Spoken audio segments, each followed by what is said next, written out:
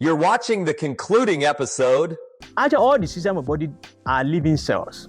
And to live, they need to receive nutrients, glucose, protein, fat, and that needs to be fired with oxygen to produce the fire of life to then make them to live. But see how it started. But many of these other organs of the body, lungs, liver, heart, muscles, intestines, they all depend.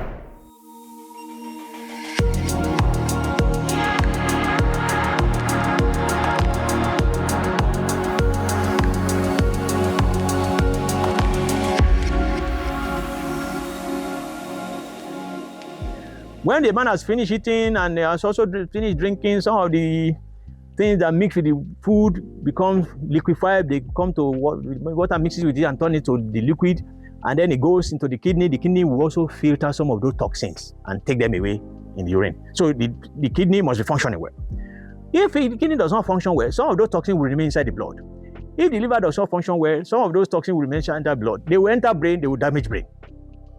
If the lung does not bring in oxygen, the brain will not have that heavily dependent oxygen state that it wants to be in. It won't have it, so there will be problem.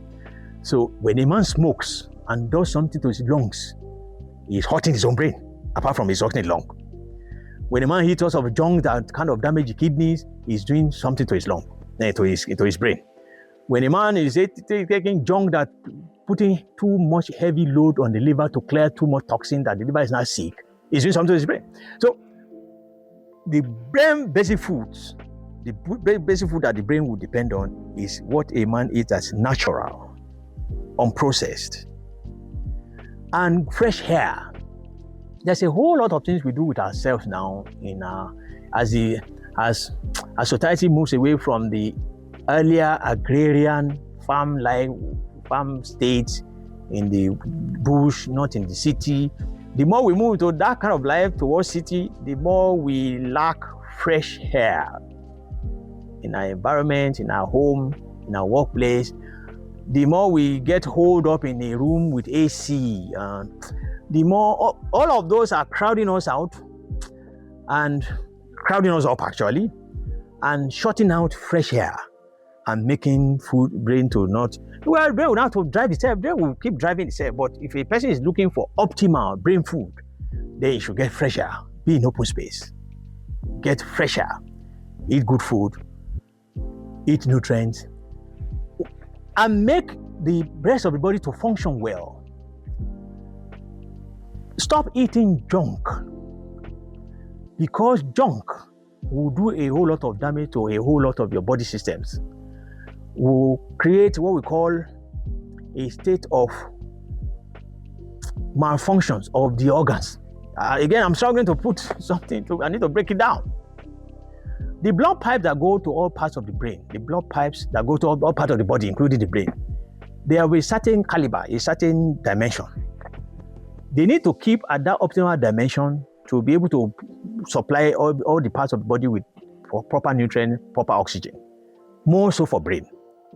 Some of the things we eat these days that are known to be junk, what they do is they bring in artificial substances into the body, including abnormal fats, that kind of line up those blood pipes because the body was not programmed for them. They are artificial things that people just manufacture and dump on us now.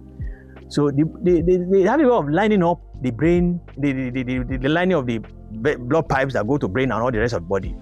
So when they line up and make the blood supply that go to the kidney to be less than normal, the kidney has problem, kidney failure, blah, blah, blah, blah. When they line up the blood pipe that go to the heart does not get enough oxygen as you should like to have it too, and gets problem, doesn't have enough nutrient too, it gets heart problem. Heart problem, blood vessel problem, hypertension. Hypertension itself already suggests that there's something the matter with the body system. But the pressure of hypertension itself is now be forcing the body to be doing things to the blood pipes. Some of them will shut down. They have their effect in most parts of the body, which is why you talk about kidney failure, renal failure, heart failure. But they also have their effect in the brain. That's what we also call about. That's why we talk about cerebral vascular problem, vessel of the brain problem, vessel that go to the brain problem. They come either suddenly, a stroke, bam, or they come slowly with time. Begin to make different areas of the brain to be suffering from starvation of some sort. And so some of the cells in the brain that should be powering and are dropping off and dying off. The brain keeps adjusting by recruiting other cells nearby to perform the function of those ones that have died off. But obviously, the more you keep losing your resources, we won't be surprised if tomorrow you suddenly go broke, compared to if you were to keep your resources intact and you maintain what you have. So the brain food, I can dwell on this topic for the next 2-3 hours, even though we intend it to be a short presentation. Is to say, eat normal, eat unprocessed, get proper oxygen to your lungs, fresh air. Drink a lot of water, not juice. Anything that is processed, you're likely to be sure that it's likely to be not okay for you, not okay for the rest of your body or the organs, and certainly not okay for the brain. So if you can help yourself, just go as natural as you can help it and eat natural. Right? Go as natural as you can help it and eat natural. Of course, that's tautology, but it's just to make the point. Right? It's about eating natural, unprocessed foods, carbohydrate, protein, fat, clean fat, good fat, not butter, not all those kind of things, not artificial fat. Vegetables, green leafy vegetables, not processed, right straight from the farm. Nuts, groundnuts, cashew nuts, tiger nuts, and nuts. Fruits, plenty.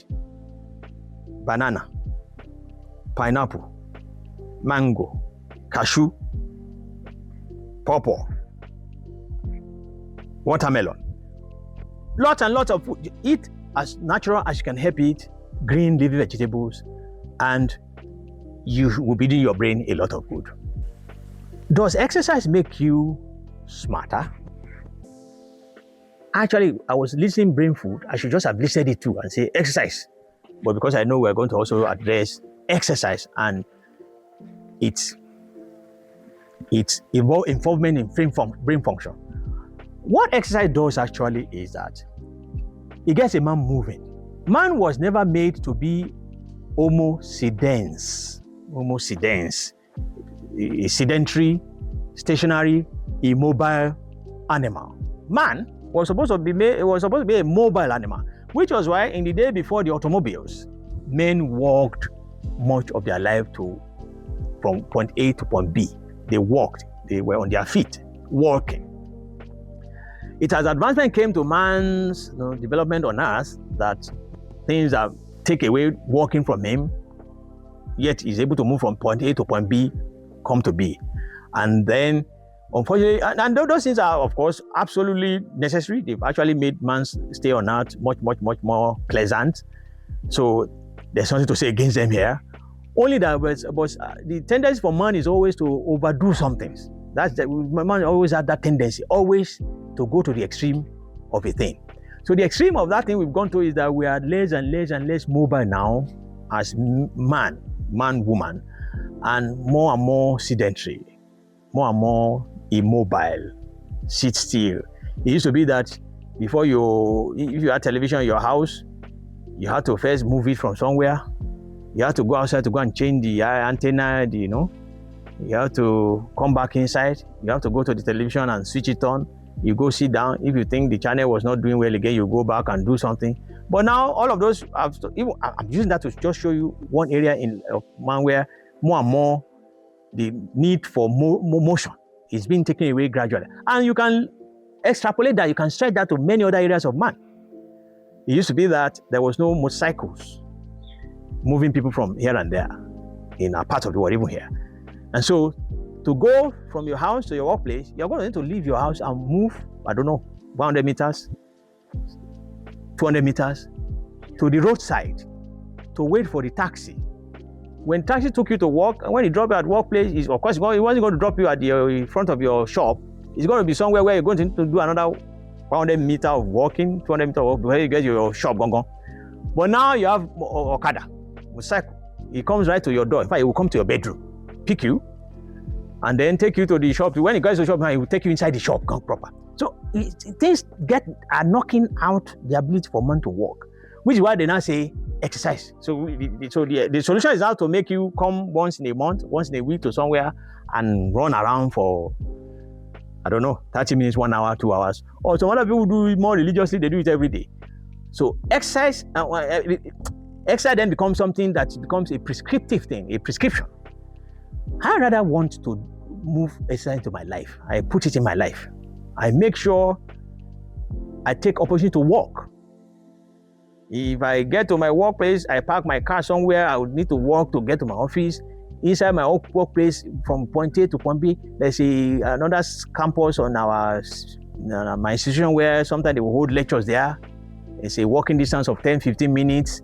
People will enter their car and drive there. I will not. I will just walk to the place. They will see me on the roads as they are driving and be wondering, can we take you? I say, no, don't worry. Thank you so much. Thank you for honoring me. God honors you too. I want to walk. So exercise, because when you exercise your body, when you move your body, you are getting parts of your body firmed up, toned up, pumping at their optimum, maintaining strength, maintaining versatility, maintaining activity, never leaving room for toxin to gather in them. They are moving. So, of course, anything that makes the rest of your body to work well will be to the advantage of your brain, as we said before. In a way of speaking, you can look at your brain as one organ for which all the other organs are in service. They are in service of brain. They are working well to perform their function, to also make sure brain is doing well. So exercise is a good thing, but I would rather have people make it a regular feature of their life. They should work it, make it intentional, that you take some walks in your day-to-day life, everyday life.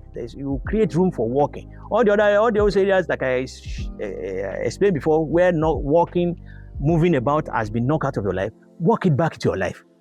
Move about, be on the motion, okay?